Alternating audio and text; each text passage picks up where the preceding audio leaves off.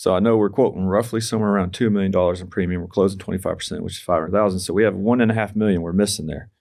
So if we increase our close ratio to 60%, well, now I can see how much extra premium we would be capturing essentially. And how much is the new business commission average applied to that for those next 2 years, new business we wouldn't have had if we'd stayed captive for those 2 years.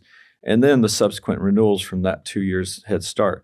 So I expanded the spreadsheet out like 15 years. You could plug in, what you believe the retention to be on that 2 years of new business, and it would factor the renewal commissions out for 15 years on that book. And so the 2-year head start, the bonuses from SIA, the new business commissions, the renewal commissions, and then in the spreadsheet also built out the tax deduction. So when you paid for your agency, you got to deduct that amount over 15 years. So I drew that out over 15 years and added that tax benefit in because there's a little extra money I'd get to deduct if I didn't do it. Did you meet with a tax person or did you just have that knowledge? Yeah, I have an accounting degree, so I kind of just knew. Okay. No wonder. I'm like, this is... I mean, it's obviously you've got several that go from the captive side to the independent, but they're not going to have typically that level of knowledge and expertise.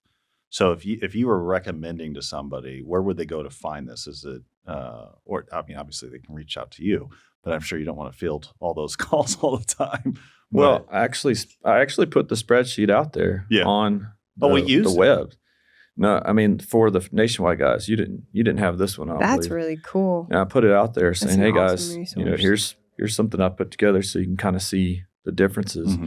And I mean, I just think it took a lot of faith to believe it, but I believe the numbers. I mean, they made sense to me, and it obviously worked out. Yeah, and we would have saved $800,000 by waiting 2 years and taking that tax event on option 2.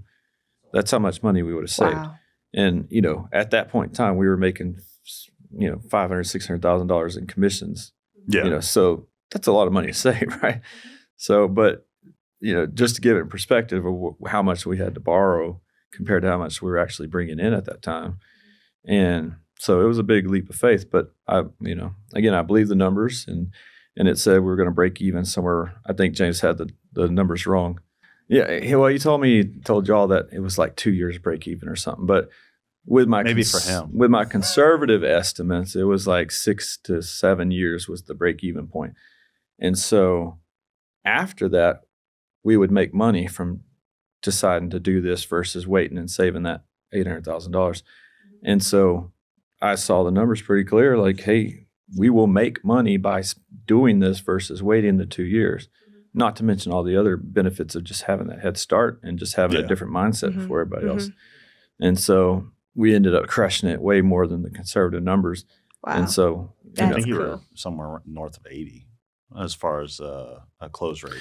Yeah, close ratio is way higher. I mean, because all of our stuff is true referrals. Right.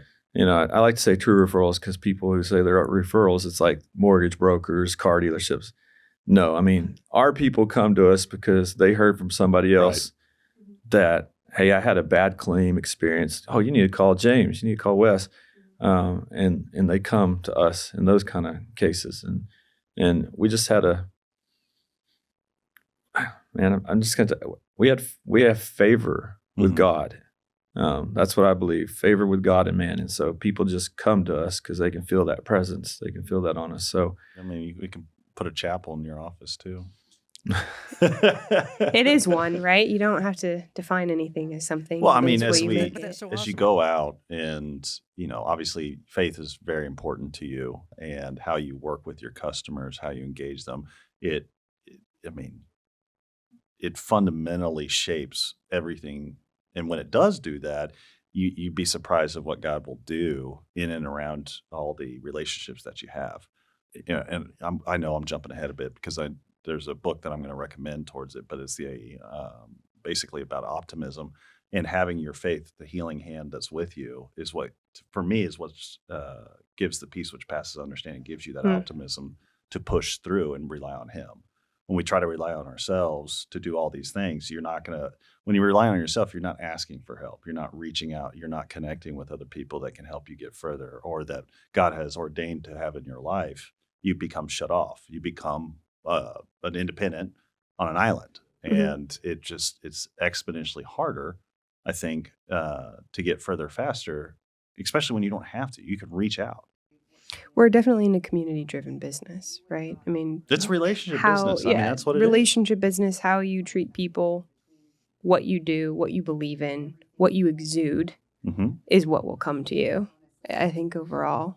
Well, I think one thing to point out is my faith is different today than it was then, like way different. So I look back and even before the level I'm at now, I could say with absolute certainty, Wes did not build this business. Yeah. The way this went down, the way this all transpired and where we're at today, it wasn't my effort. It wasn't countless hours.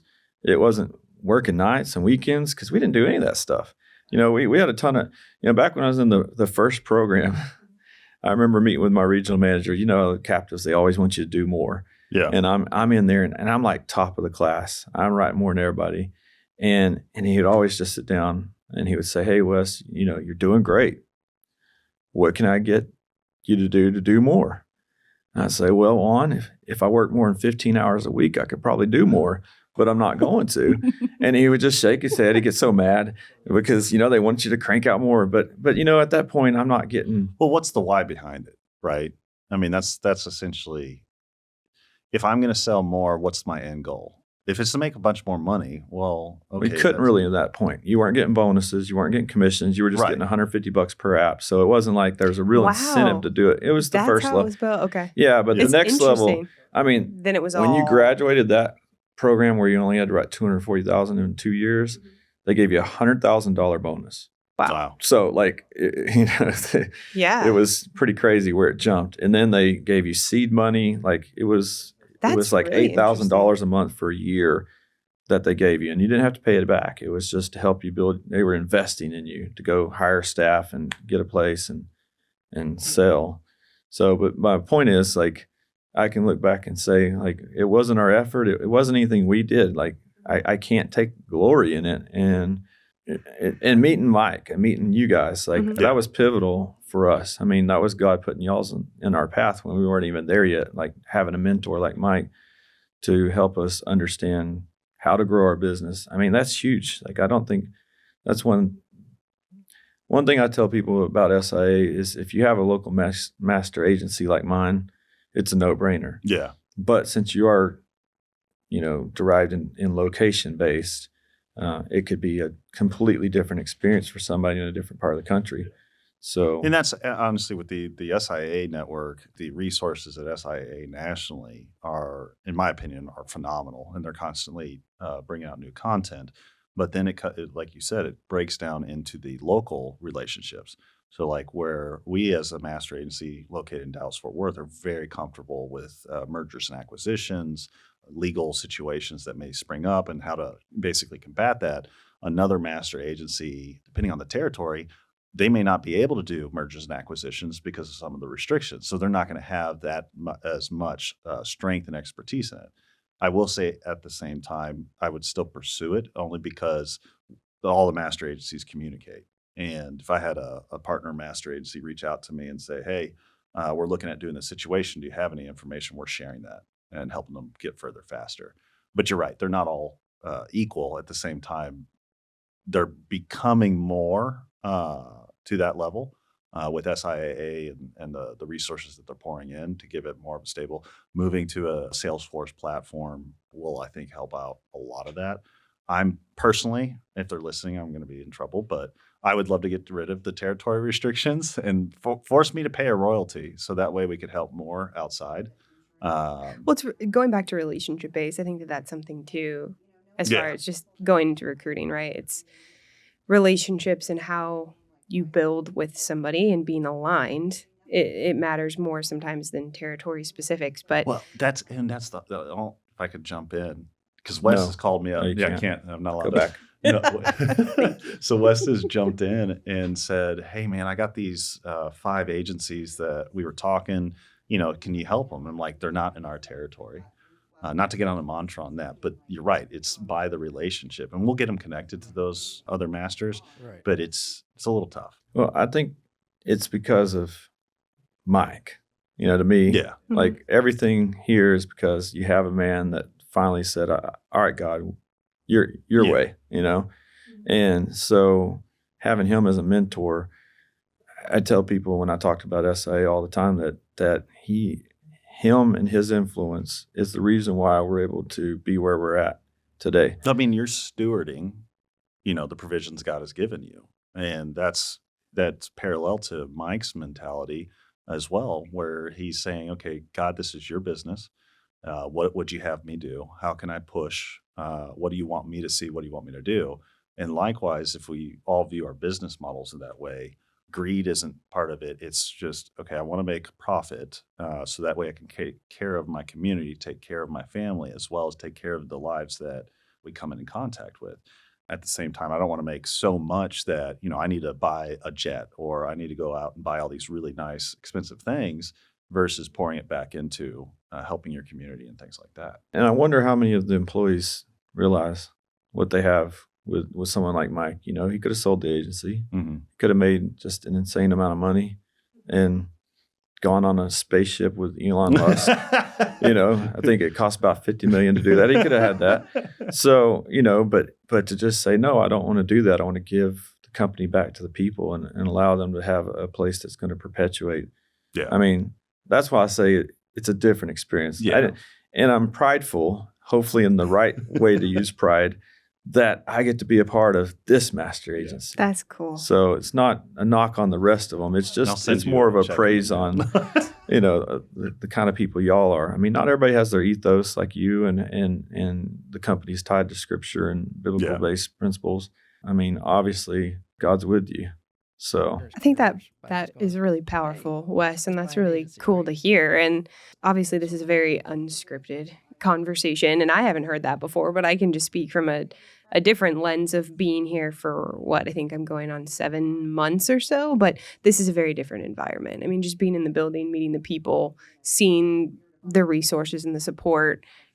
I found SIA because I was looking at starting an independent agency, right? We've talked about that. And at first, you understand SIA, but it's your relationships. And when you meet people, you feel something. And we talked about that in just some natural relationships earlier at lunch when we were talking about, different people that we'd had conversations with. And, there's connections that happen pretty instantaneously. And you can feel somebody's genuineness, I think, before you see it. At least that's how I feel about it. But I love that you said the word pride, because you guys don't have to be connected to a network, right? You talked about this climb that y'all took out of this captive space and where you're at.